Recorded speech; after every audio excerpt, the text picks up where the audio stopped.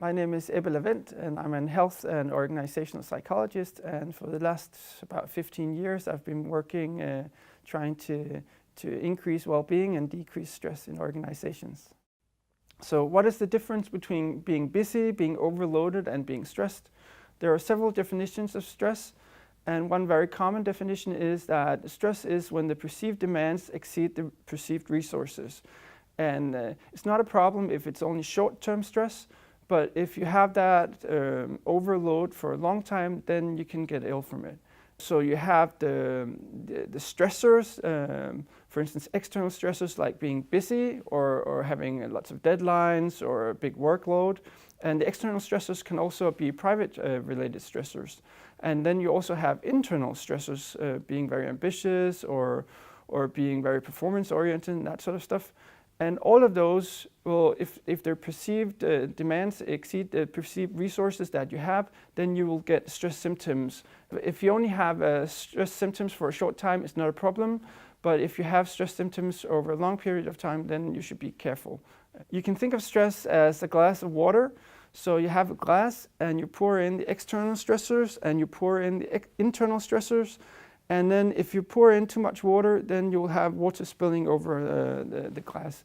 So either you have to pour in less water, less stressors, or you have to get a better coping ability, so getting a bigger glass. Otherwise, you will have the stress symptoms, which is not a problem if it's only for a short time. But if you have it for several weeks or months, then it can wear you down. So why do some people get stressed when other people don't get stressed, even though they have the same amount of work? Well, there are at least two reasons. One is that because of external stressors, you don't know how much the person has privately, what's going on in their private life. And also because people have different coping strategies. So some people might have a big glass, and when you pour in water from some work, it doesn't fill up the glass. Other people might have a smaller glass or have bad coping strategies or worse coping strategies. Maybe they're not willing to ask other people for help, which is a coping strategy.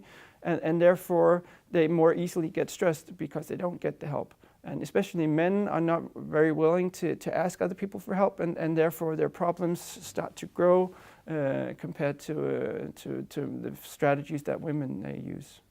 What is the impact if a manager is stressed? Well, stress is contagious.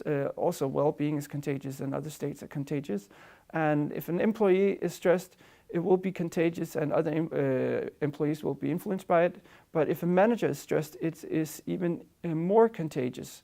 And the manager is responsible for the work conditions of the employees, and therefore their job will be increasingly difficult if a manager gets stressed. So what if your own manager is stressed? Well, if your own manager is stressed, it's a good idea to be open about it. It might be a taboo to say that he or she is stressed, but it's a good idea to talk about it. And also you might be able to contact your HR partner, and they might be able to talk to your manager about it. How can you spot stress on a distance? Well, stress is a common responsibility, and if you don't see your employees, it's probably easier for your employees to spot each other, and therefore it might be a good idea to train your employees in becoming each other's stress spotters. So they have to know something about stress, and they also have to know their own stress symptoms and the stress symptoms of their colleagues. So that's one thing. Also, another thing is that they have to be open with you about it. So they have to be able to trust in you and confide in you, and therefore you have to work on the relation to your employees. What if I'm uncomfortable taking a conversation about stress? Well, you don't have to, as a manager, you don't have to be an expert on stress. It's like being a football coach. The football coach is not an expert on injuries. He has a physiotherapist associated with the team, but you just have to know a little bit about stress, and you have to be willing to and have the courage to take the conversation with the employee. And another thing that you can do is also to get to know the services that Ørsted offers, and you can read about it on Vital. So to summarize your responsibilities in relation to stress prevention, try to prevent stress before anyone gets stressed.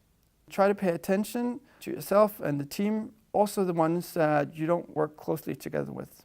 Take responsibility and act. Invite people to a one-on-one conversation. Explain why you have invited them for the conversation and mention what you have noticed. Be curious and ask how the employee feels and thinks about his own condition, and try to get a common understanding of the situation.